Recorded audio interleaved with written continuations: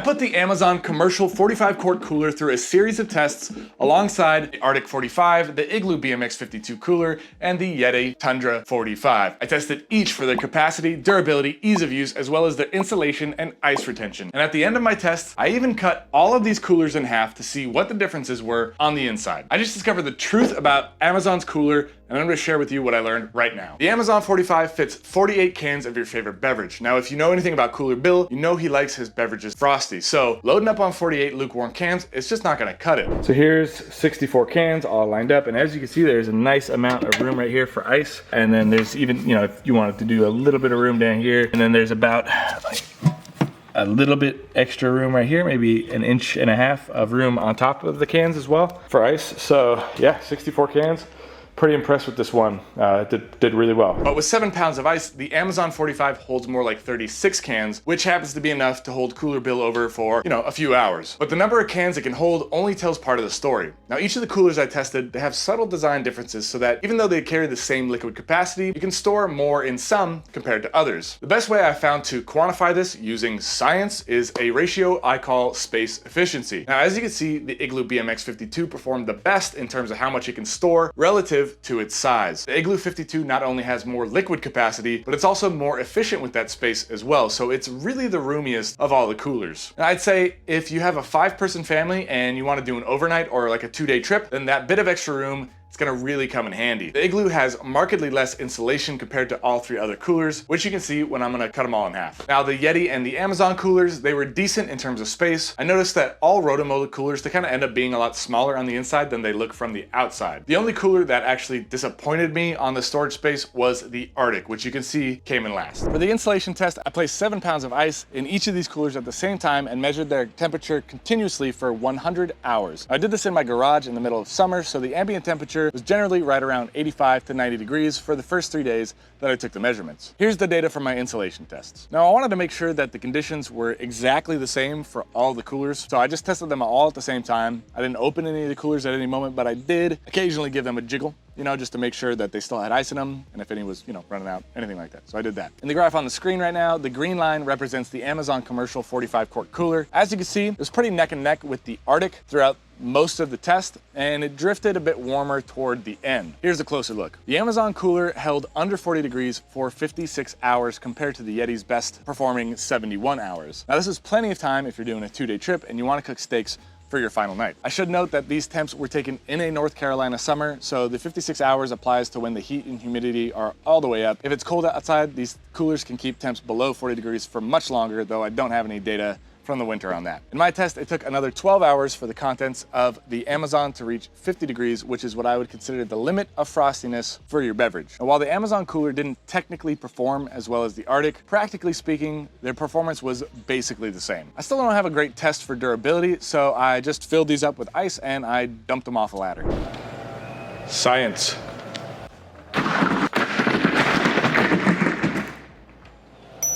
It's pretty clear that the Igloo BMX 52 has the thinnest plastic and it has probably the worst finishings. There doesn't seem to be an appreciable difference between the YETI, the Arctic, and the Amazon coolers. They're all rotomolded, and with that, you get a tank-like durability. And after dropping all of them off, you know, if that's something you wanted to do, like you could do it. None of them opened. They actually all did pretty well, and I was kind of surprised about that. So yeah, if you want to drop them off a ladder, I'd say go for it. Why not?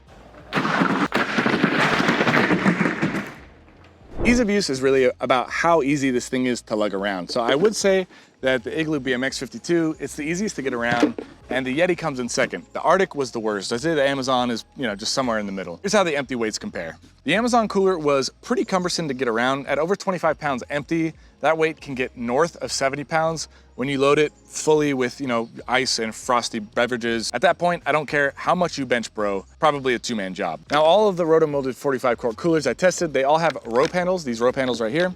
The Igloo was the only one that had hard handles, which was actually my preference when the coolers were fully loaded and heavy. However, that said, the rope handles, they do make it easier for 2 people to carry. So it makes sense why basically all of these rotomolded ones, they all have rope handles. Now, I do like the Amazon cooler's latch system right here. You know, the T-handles on the YETI, the Arctic, the Igloo, they make a lot of sense, they work, but these just to me seemed the most secure, and I like that. Now, if you're into measuring fish, then you are in luck because the Amazon cooler has a fish ruler baked right here, baby. There's also metal reinforced tie-down slots at the corners and a drain spigot, and there's a nice rubber gasket for better insulation. Now, there aren't many accessories you can buy for your Amazon cooler, especially when you consider that you can get like a rubber bullhead to lasso for your YETI. I don't know why they, I got nothing to say. So now that we know everything there is to know about how well the Amazon 45 cooler performs, let's cut this thing in half and see how it compares to the other cooler brands. Like Cooler Bill always says, safety first. It's a sparkling water, by the way. It's Kirkland, not a beer. Never cut coolers while drinking beer.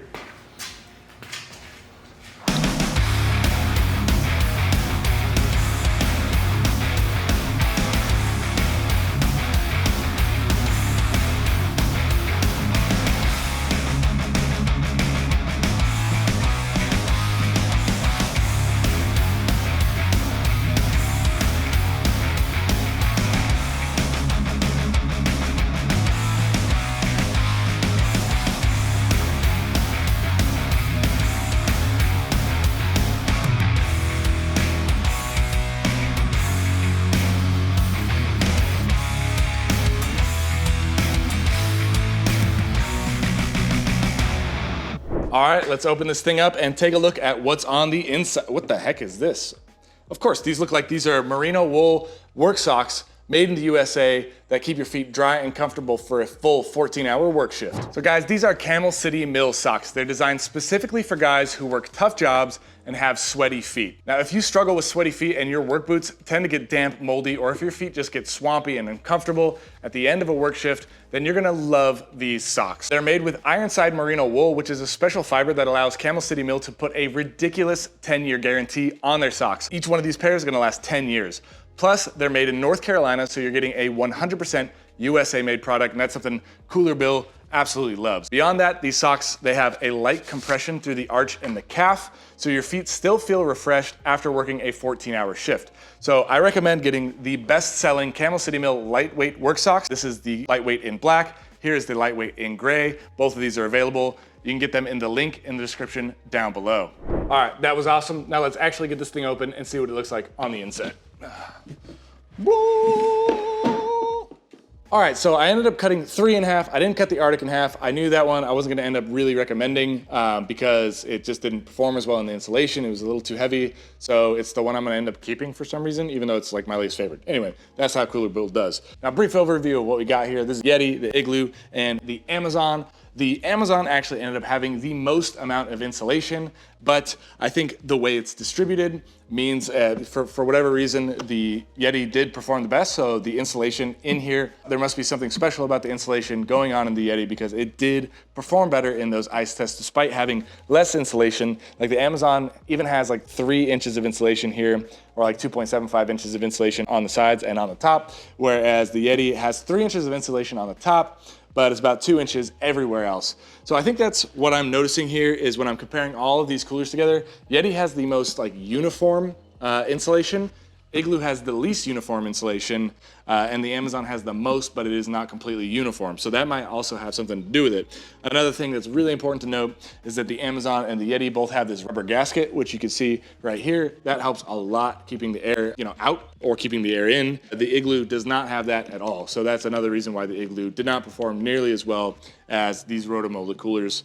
Something a little more premium, it's gonna have that rubber gasket. I think if you want a cooler that's gonna keep your stuff cold for a long time, you're gonna need that rubber gasket for sure. To sum it all up, I do think that the YETI Tundra 45 is the best cooler of the bunch.